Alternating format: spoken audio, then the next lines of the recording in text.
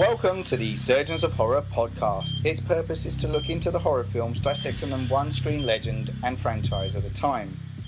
In this instance, as people may know, we're releasing it when the moon is somewhere between waxing and waning. And that gives us, the people at Surgeons of Horror podcast, the chance to open up what we call the full moon sessions. People that may have tuned in last time, we talked about the Howling.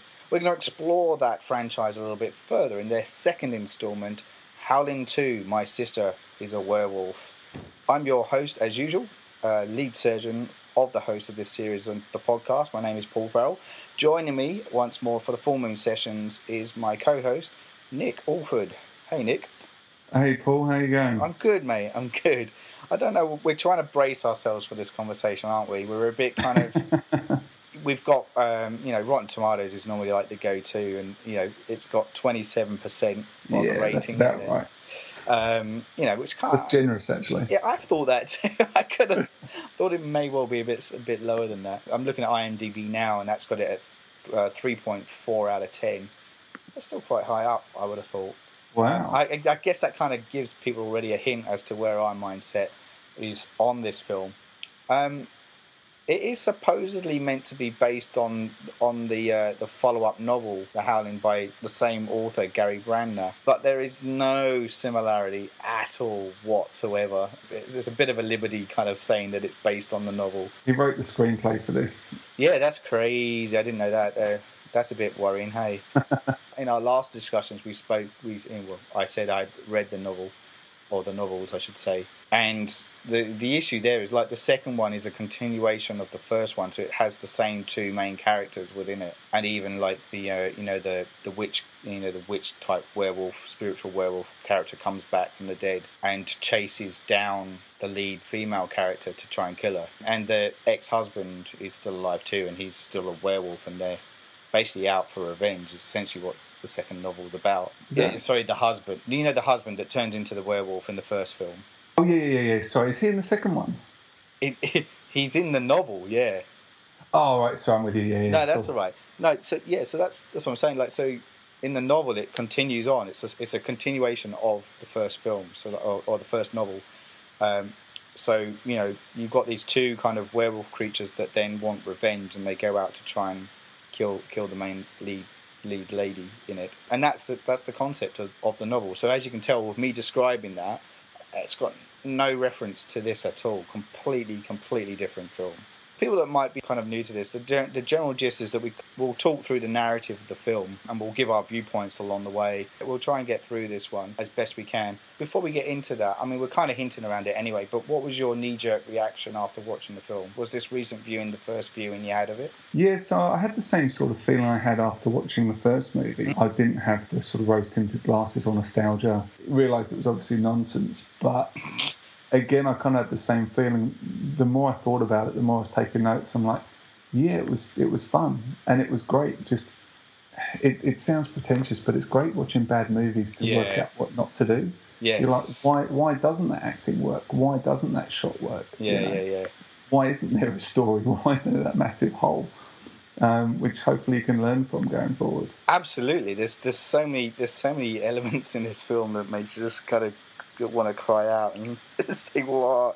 So look, it's probably best that we just start talking through the rough narrative on it. So, like as you were saying, there is a somewhat tenuous connection at the very beginning of the film as a follow-on from the previous movie. We've got this character called Ben White, who we find out is the brother of Karen White, Dee Wallace's role that was killed off in the first film. I wasn't really sure about him being the brother at that point. I don't know about you. I mean, obviously the title says My Sister is a Werewolf. Yeah, I still didn't pick up on that at all. Yeah, because we also meet Jenny Templeton, who's one of Karen's colleagues from the newsroom. And I got more of a thing from that she was a relative than he was. Yeah, I kind of wasn't even looking for a connection, really. I was just watching this as two separate, terrible actors explaining... They loved sort of explaining who each other were. Yeah, I know. That's basically was their purpose whenever they'd have a conversation. It's like, why don't you go back to your sheriff's office in Maine or whatever it is she was saying, Yeah. Because you're a cop and that's your job. And then he'd say, "Why don't you go back to the newsroom because you're a news reporter and this and da da da." Yeah, that's it. Yes, it's a way. It's a terrible way of writing a screenplay, isn't it? Where you have to, when you're spelling everything out like that, you don't need to. It's like it's like the age-old thing where if you're having a monologue, it's all very well using that, but then it becomes a bit of a crutch if you use that throughout the whole film, and people say that that's a lazy way of writing. It's a similar kind of thing, It's like you're trying to get the characters to say too much background when you're not letting the pictures speak for itself. It's the same with narration. Like narration's often used as like a lazy way. Exactly. Yeah, exactly. I mean, look, speaking of narration, let's not gloss over Christopher Lee's opening reading in a soft background with a little skeleton over his shoulder. I completely missed that, didn't I? Yeah. We've neglected to mention a certain Sir Christopher Lee starring in this film. God, it sounds worse when you say "sir." That's a knight doing that. Yeah. Well, but the thing is there was another witty critical review of this saying something along the lines that Christopher Lee said he was never in any horror films. This is what they must have been talking about. He must have been talking about, as in this is trying to be a horror film, but it's not. There's nothing scary about it, and it's a woeful film, so you deny all knowledge of it. Because my favourite story as well is when Christopher Lee was on the set of Gremlins 2 with Joe Dante. Yes. One of the first things he did was go up to him and say, "Look, I'm so sorry for that." For being in the sequel to your movie. Yeah. But apparently he always wants to be in a werewolf film, so... Yeah, that's it. We are introduced to Christopher Lee at the very beginning. His character's name's Stefan Krosko, and he's meant to be like a bit of almost like a werewolf guru, isn't he? He's into he's got heads. He walk into his house, massive house, and he's got these heads on display. Yes. And I'm like, is that costumes or are they actual heads of werewolves? He's just lying around in his lounge. Yeah. It's quite a weird little setup, and he has these magic bullets. He has these 2 silver bullets that end up turning into about 50 in the rest of the movie. He's like, "Take the bullets when you go," and then he's firing off rounds left, right, and centre without jumping too far ahead. That's all right. These are the easiest werewolves to kill any monster I've ever seen. Yeah, right. To kill. You just blast them with a couple of bullets and they're done, or stab them with a pokey titanium stick and laugh. Oh, it's so true. Yeah. It's quite funny how they die. Just coming back to the Christopher Lee thing, I've read a couple of his autobiographies. He's somebody that puts a lot of research into his character. He was renowned for, obviously he's famous for the Dracula movies that he did with Hammer Horror, but he was also renowned for really studying that the book and everything around it and the character of Dracula. And when scripts were landed to him, he would refuse to say some of the dialogue, saying there's no way that he would say those lines. It's not fitting. I can't remember which one it is, but there's one of those Dracula movies where I think he says something like six lines in the whole movie, and it's purely because he refused to say the dialogue. So he's just running around hissing a lot. So my point of saying that, though, is that it makes you wonder how much research he would have gone into to play this occult on the lycanthrope and all its kind. So yeah, you're right. We were given this kind of like big introduction from him at the beginning, and then we get to meet the 2 characters I mentioned, Ben White and Jenny, who are attending the funeral of Karen, who we do see her at one point, don't we? But she doesn't look anything like Dee Wallace. Yeah, she doesn't. And I guess when you get shot, you don't look like a poodle anymore, and you revert back to normal form.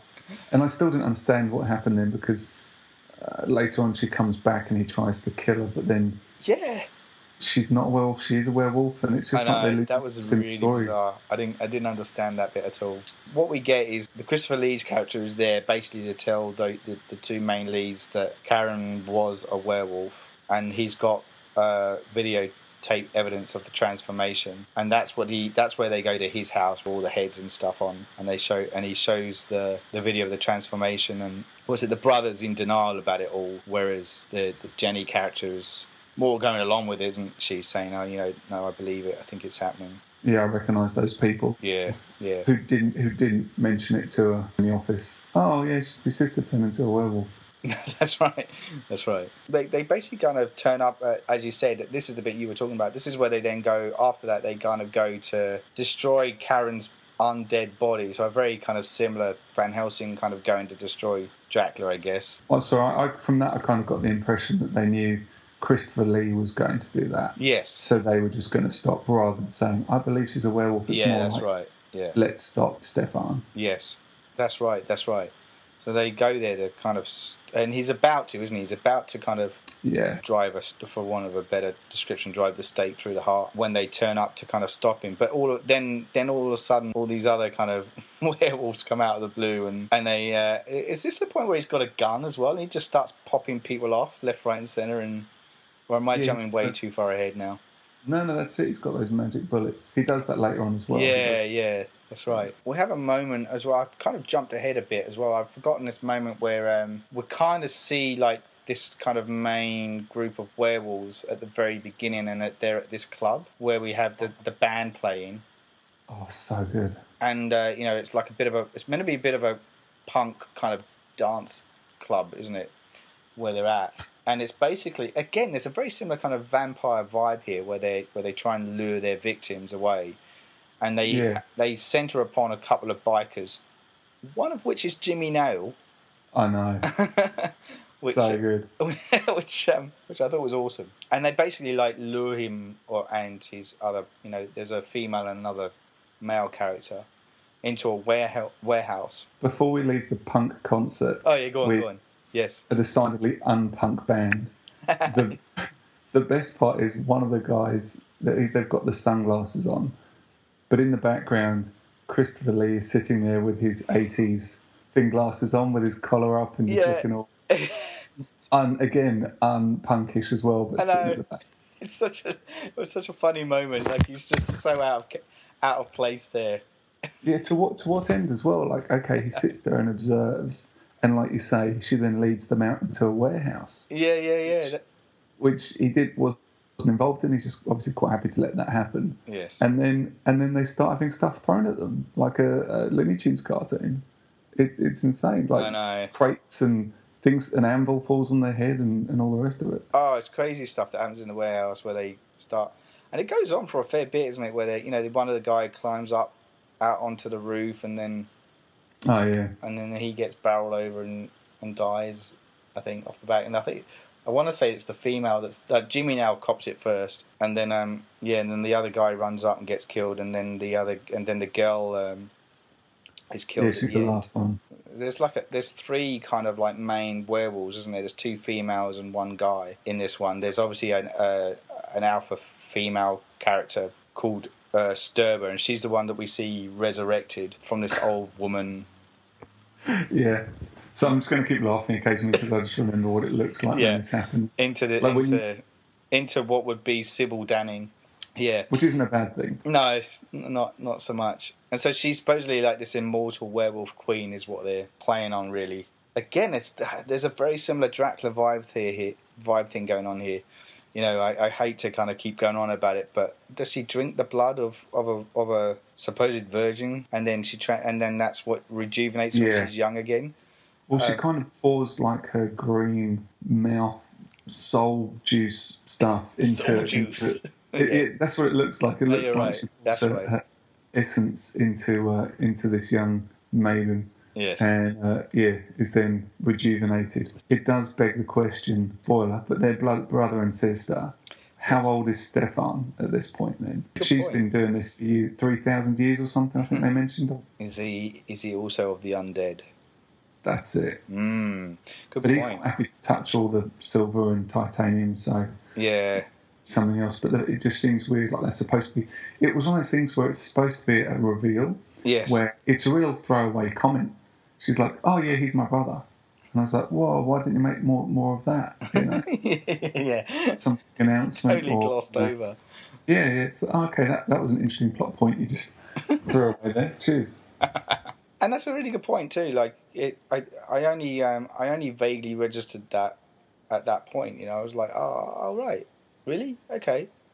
Hadn't picked up on that at all. Does it change anything in the story? Does it? Not really. Not well. No. If they'd have explored it, maybe, but they just chose not to. So its worth is irrelevant. But yeah, the other female werewolf character is played by Marsha Hunt. Now she has cropped up in another Hammer horror film alongside Christopher Lee. I'll say that name again, Christopher Lee. But he was, it was in Dracula AD 72, very in keeping of the times. And she's like a bit of this kind of like soul diva, kind of vampire-esque character in it. Yeah, it's and classic. so she's kind of playing a very similar role, albeit like a soul diva werewolf instead. What's interesting about her is that she actually dated Mick Jagger for a period of time. Who hasn't Mick Jagger dated? But I just found that quite an interesting kind of connection. So she obviously, the reason I say that too, so she obviously at one stage in her life or career was considered a bit of an it girl. And probably why she was being cast in these kind of semi-low budget kind of horror films. She should have got them to be the punk band and get the Stones in instead. Yeah. At least I could listen to that repeated at least 4 times. Oh my god, I don't. Well. I can't. I mean, I've already said it, but I can't get over how often they played that song throughout it. Well, they showed the footage as well. Like, so they'd be having a orgy or something, and then they just have. Like cutscene to the club again. It's like, hold on, where's the club? Are we back here again, or what's going on? I know. It's just like they've gone, well, we need to beef this out. How do we do it? All right, we'll just use the band again. The money's for free. As in like we paid them to shoot them for whatever that video clip is. We may as well use it as much as we can and milk it as much as we can. Yeah, it's like they only shot like 15 minutes worth of footage for this film. And just recycled it over and over again, like a shot of a puppet and people changing again. It's very repetitive. They would have done well in the early MTV years, then, really. The old let's just turn this 5-minute footage into a half-hour show. So there's a point, isn't there, where is it right that they then go to Transylvania or something? Along the way, like they're suddenly like away from city life, and they're kind of trying to hunt down and basically kind of kill Strieber and her minions of werewolves. So they kind of arrive in the Balkans, don't they? And then there's this bit where the brother Ben, just to remind you again, the sheriff dude, and the brother of Karen from the first film. So like he kind of ends up at this folk festival place that's kind of going on, and he doesn't know, but nearby Strieber's there in this kind of castle, and she's trying to destroy him and kind of stop him from pursuing her. So, and it's there that she deviates from like being just an all-out werewolf, and there's some kind of witchcraft powers that she has too that starts kind of coming up. So you start to go, hold on, well, what is she? What is she supposed to be? Do you know what I mean? Did you get that too, or the whole sort of story with the guy who always hangs on to her, and the same vampire we met back at the bar. The same werewolf we met back at the bar. I think his name's Earl, the character in it. Yeah, but that they don't sound like werewolves. They just sound like they got a cold. They're just there going the whole time. It's really not scary and also quite annoying. Yes, no, it is. With her sort of ceremony, I guess it's kind of to say it's the end of the world. That's what they're preparing for. I think that's why she's got a bat on a stick and she suddenly turns into this dominatrix-looking person, like very, very bizarre. But like, so this is all kind of leading up to, I guess, a supposed climax where Eric turns up. Yeah, he develops a friend, doesn't he? This kind of dwarf kind of character. Yeah, because they have a great team-up moment, which I love. I love team-ups. Yes. In horror movies like Monster Squad and Lost Boys. Yeah. Get together, they pick their weapons and they run out. What the problem I have with that scene, though, is just before that, he's standing with her in the markets. Yes. But bear in mind, he knows there's werewolves everywhere. Speaks to the tour guide and says, hey, mate, I'm just going to nip out and buy some crap off the market. And then it sort of cuts to him on this mission. Yes. That's right. There's no connectivity there. Like, she's gone, where is he? Yeah. And he's, come follow me into the forest and I'll show you where he's gone. He's gone to a gypsy camp. Yeah. Right. Yeah, then he starts teaming up, and one of my favourite parts of the movie is where he gets the blessed earplugs. And these little balls of wax, which you obviously you see later on how it comes into play, so you get it. But it does feel a bit Python-esque when, later on you have Christopher Lee's character throwing holy hand grenades filled with holy water. Yeah, it goes really batshit crazy at that point. If it hadn't already been batshit crazy. There's a point there as well, though. Doesn't she kidnap Jenny as well at that point as well? Tied up and... Yeah, that's after the tour guide tries to have his way with her. That's right. And she comes right. Teach him some respect, and she sort of steps in and then chains her up, and that's it. Gets very... Yeah, that's right. So she's now kind of playing that whole damsel in distress figure for here on out, basically. Yeah. And it's down to good old Ben to kind of come and save the day. Yeah. And there's this whole thing where they just go guns blazing and stuff at that point at the end as well, literally just shooting everything left, right, and centre. And it's almost like Arnie in Commando. Yeah, it's too easy. They just go around firing bullets at everyone, and they kind of just disappear. That's it. Yeah, that's right. I'm trying to remember the ending now. Oh yeah, so there's a point, isn't there? It's basically like Streeb. I keep calling it Strieber. It's Sturber. But there's a point where there's the final kind of, I guess, confrontation between her and Stefan, which basically ends up both of them being killed. Yeah, again, he just walks up and pokes her, and that's it. There's no fight, no battle. No, that's right. Just, I want to poke you with my stabby stick, and that's it. It was a pointy stick, though. It might have had a bit... Made of titanium. Titanium silver, and that was it. But he's killed in the process. And it kind of just ends with, Ben and Jenny just kind of leaving. And the most bizarre ending. The most bizarre ending where they're kind of at the house.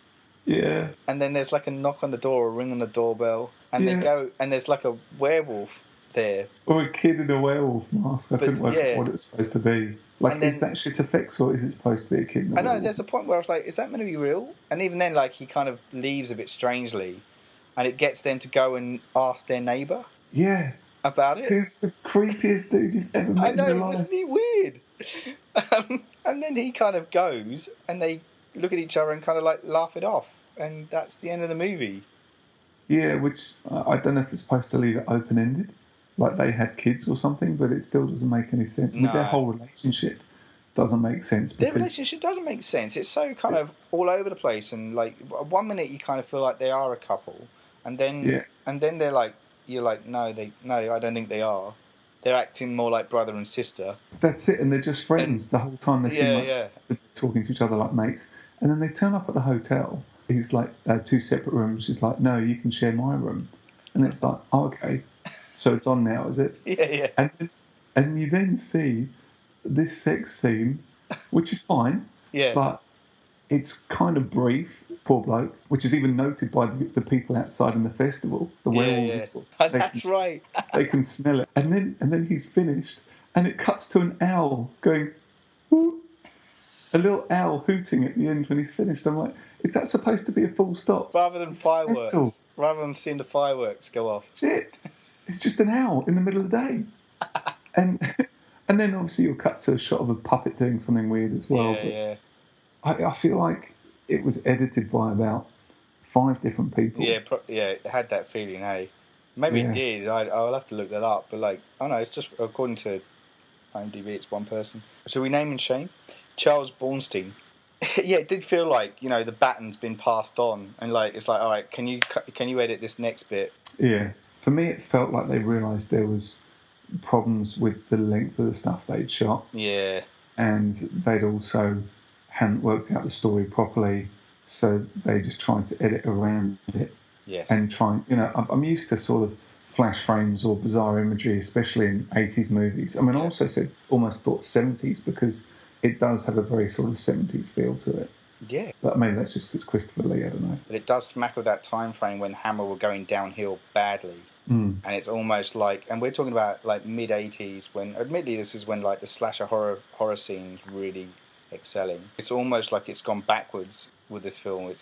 It's so bad in every way. I'm one of these people that try and find at least one redeeming feature within it that you can praise. It's a tricky one. But it's a tricky one with this one. It really is. Yeah, I don't. It is a mess. I'm gonna say Jimmy Nails.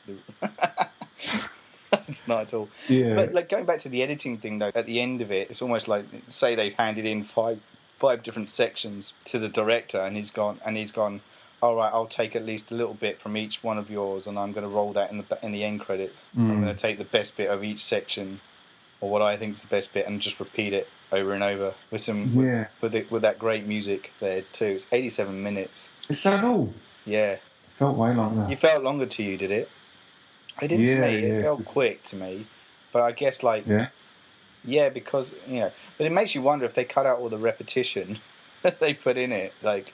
Yes. How much actual footage is there in there? I mean, I'm happy to have watched it though, because I think I mentioned in the last one, it's one of those film covers that I'd seen in the video shop as a kid, and I was going, wow, what is that? But being too young to actually rent it. Yeah.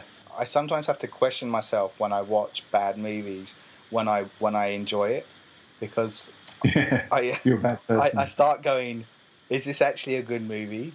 Or because why am I enjoying it so much? Because there is something really quite intoxicating about watching really trashy films. And this fits in there to a degree. It's just one of those, you've got to see it at least once movies. It's it's an interesting one. I've watched some bad movies, but I don't usually hunt out deliberately bad movies. No, I don't. But I know that when I watch them, I go, I never feel like it's a waste of my time. I was going to ask you that. Is it a case that did you come out of it going that was a waste of an hour and a half of your life, or were you like I'll take it with a pinch of salt kind of approach? It kind of left me with a similar feeling to the first movie. It seems ridiculous at first, but once you settle in and you know where the bar is, and the bar's bloody low, you can actually enjoy it for what it is. I guess that's which is kind of fun, and I think what bad movies actually do for me is, it doesn't conform to what you're used to. Like, we're so used to seeing these beautifully made, well edited, well acted films. Yes. When you see something like this, it's such a change from the norm. You're like, okay, well, anything can essentially happen. Yeah. Like, we can just cut. There can be a break in the story. Yes. And that's why it's fun to actually to dissect it. In the surgery, I should say, just because it's you can actually analyse it. And go, okay, well, why was that interesting? Why was that fun? And it was fun by the end of it, because I thought they were, with a lot of these ones, you're not sure if they're taking the piss deliberately or if it's unintentionally funny. Yeah. You're absolutely right. And I don't want to give too much away. What I plan to do is talk about with you is talk about each of the instalments. And I have watched the third one recently. I'm looking forward to that, by the way. And to me, it takes it to the next level of ridiculousness. That's in a way that it's so bad that it's good. And all I can explain is that I think only Australians could get away with making it the way it is, and I'll leave it as that. But we'll talk about that in the next round. A lot of the critics kind of quite rightfully panned it. There's one here that says it's hard to beat this wretched howler of a movie. Okay, hold on. Let's see what this is. It's always a good one to see what Roger Ebert has to say. Okay, so he said, there is a moment in Howling 2 when Sybil Danning and two other werewolves revert to their native state. Fangs grow from their mouths, their nails turn into claws, and they are covered with fur. Then they have a menage a trois, snarling and snapping at each other and raking each other with their claws in what must be the most unintentionally funny movie scene of the week. That was a strange moment too. They look more like the American Werewolf. They do in this one, yeah. There is that kind of like they're a bit more human-esque compared to Dante's original. One thing that really annoyed me about this film was just one. Could tell, okay. One of the many things that annoyed me about this film, which is probably through lack of budget defense, but whenever you think some action would happen or there'd be a horror moment, it would just cut in really, really close, really tight on someone's eyes or someone changing. So, which is fine if you're implying something cool's happening. You're like, oh wow, I can fill in the gaps, and that's way scarier. Yeah, but it's not. It just looks like a hot mess, and people's heads exploding and things. And very kind of poorly executed kind of trash film, really. And I'm just I can't. So I'm trying to see if the name of the band's mentioned anywhere, but I can't see it. Babel or Babel. Babel, that was it. I think you're right. Yeah. But you know, we've mentioned it already. But like, just that was the thing that graded to me. I kind of could get over the shocking the shonkiness of it all. I guess, like you said, like you kind of know what you're in for, and you kind of almost settle into the groove of the style of the movie. But the use of that over and over, it's just like whenever they were like traveling to somewhere, there was no kind of natural pauses in it or quiet moments like where you would normally have that. They go, we need something here, let's put the music on it again. Do you know what I mean? It's just like, oh, come on. That just kind of, just got to me a little bit, I have to admit. Even more annoying is I understand using the track. I mean, it's actually, you kind of get used to it. You're almost enjoying it by the end of it. But the problem is it cuts back to the music video. Yeah, that's right. Yeah. Wherever you are, it cuts back to it. And I'm like, yeah, okay, reuse the track, fair enough. But they reuse it at the start of every scene, pretty much. Yeah, that's how it felt. You know, it got to the point where I was just like, really, you're playing that again? Okay, right. He's still directing to this day. Is that right? Yeah, he's an Aussie director, and he's Mora. Oh, I hate bagging out a fellow Aussie. He did. He did A Breed Apart. Actually, he's the director for our next discussion on marsupials, Howling 3. There you Can't go. wait. Yeah, because as a side note, I actually tweeted him to see if he wanted to come on the show. So if he listens to this, he definitely won't. But I do want to say that I'm a big fan. I've got to say I'm a big fan of the third one. I do think it's a bit more. I guess it is crazy, but I kind of liked it. But yeah, we'll get to that, as I said, in the next instalment. What were your final thoughts on Howling 2, My Sister is a Werewolf? I actually kind of enjoyed it. I wouldn't really recommend anyone else to watch it. I do actually quite like, I don't know if it's necessarily the film's, I don't know if the film's responsible for this, but it's actually feels nostalgic for me, even though I've never seen it. Because, you know, as kids, we did used to try and sneak a few horror movies in, and this one fell by the wayside, and I'm sure if I had seen it as a kid, I probably still would have thought it was crap. Yeah. It's still, do you know, it's good fun, and I imagine with the third one, he's realised where his talents lie, and it's more tongue-in-cheek. Yeah. And I think in this one, it feels like he's just finding his feet in that's his mould. Yes. Or his genre, I should say. Because I get the impression, if this was a horror movie, why weren't there scares in there? Yeah. But, like, okay, maybe he was a bit too caught up on it, because, like, if you look at the original, and Joe Dante's known for quirky humour, comedy, horror. It's not always out-and-out horror. And so there's a certain kind of like tone that he delivers. And I'm wondering whether, you know, I might be trying to defend the guy for when there's no need to defend him. But, you know, or where there's no avenue there to defend him. But I just felt, maybe just talking about it now, that because it's one of his fairly earlier movies, so is it a case that he's stuck between trying to keep the tone of the original but also add his own voice to it as well? Yeah, no, I can see it. That makes sense. Yeah, that's always the problem with picking up someone else's sequel. Yeah. You've also got to look at the screenplay as well, though, you know. Like, at the end of the day, like, you can only do what you can with what's written on the paper.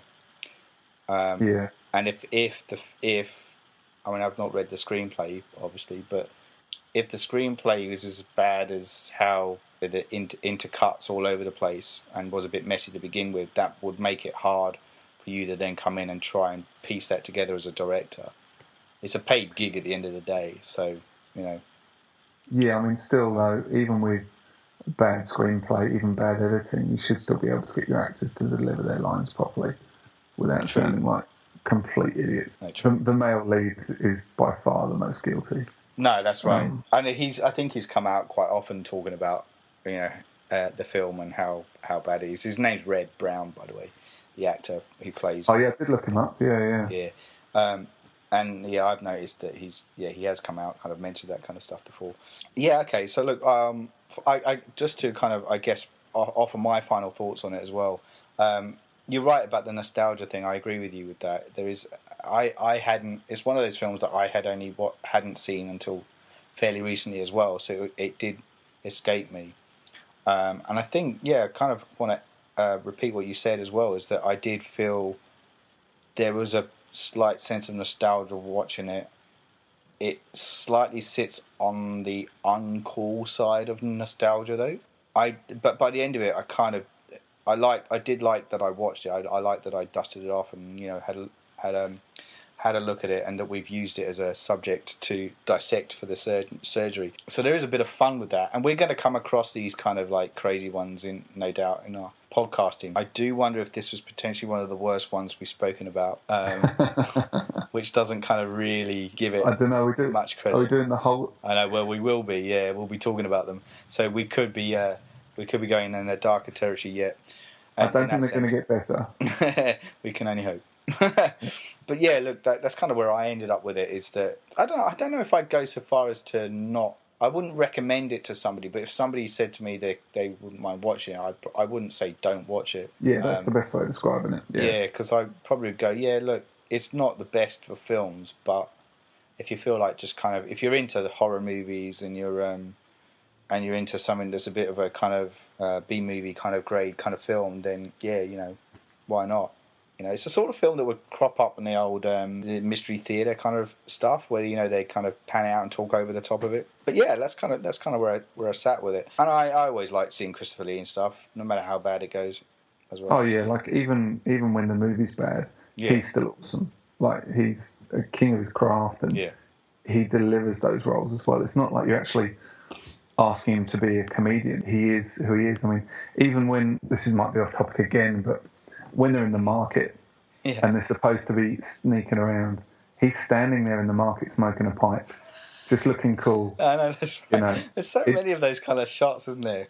Yeah. It's just like... And it seems like, to refer to your previous comment, I think he must have ripped out a chunk of the script, because he sits at the back of the punk room, doesn't say a word, puts his glasses on. He probably had lines in there where he was going to rock up to the guys. When the end credits roll, like these films seem to be known for the end credits, because they have this weird sort of montage, like a trailer, cut to music, and they have the girl ripping her shirt off in time to... I read something like a review where some guy said that they show that clip 17 times. That would not surprise me. This film loves reusing footage and music and cutaway shots. And doesn't it just? Oh, God. And they're obsessed with the music, aren't they, that track? Oh, any chance they can get, they play it. When I read that review, though, I was just like, did you really take the time to count how many times that happens? Yeah, it wouldn't be like I was actually counting the amount of dodgy wipes, the editing wipes. I counted at least 7. Wow. So when I saw one, I thought, wow, that's bad. And they went through the whole library like it was a new invention. Just little spirals and sawtooth wipes. And... Oh, yeah, I know. Do you know what? One of the worst, not in this movie, but in a podcast that we, a couple of the surgeons had spoken about, Wes Craven's Swamp Thing. There's a bit. I've never seen that. There's a bit where they have a clam wipe, so it's like the clam closing or opening. I can't remember which way it does it, in order to cut to the next scene. I'm like, so wow. Yeah, it's good. So on that note, that concludes our special podcast of what we call the full moon sessions, and our finished dissecting the movie Howling 2, My Sister is a Werewolf. As I've mentioned previously and alluded to, we do plan to go into the territory of going through each of these Howling franchise movies. The next one up is the token Aussie one, Marsupials Howling 3, which I actually really can't wait to talk to you with you. I'm looking forward to that. Yeah. I really am looking forward to that. Just the title alone, the Marsupials. I mean, you got me straight away. Cool. We hope that you've enjoyed listening to us out there. And so until then, Nick, as you say goodbye, maybe just give a pointer of where people can find you if they want to kind of tee you up and send any emails, or where they can kind of find you on the cybersphere. Yeah, you can find me on soisitanygood.com. We review movies there. Some of them are a bit better than Howling 2. But yeah, it's definitely worth mentioning. And if you are listening to this and you haven't kind of checked out their website, they're very kind of it's not always just reviews. They're talking about topical kind of film issues and subject matters that come up throughout the week. And so it's always good to kind of see and listen to these guys. Definitely, if you're kind of keen to kind of keep up with some topical movie news in a fun, quirky manner. Those are the guys to go check out. So once again, thanks for your time, Nick. And Pleasure. as always, I'm your humble host, Paul Fowle. Keep on listening. Goodbye. Oh.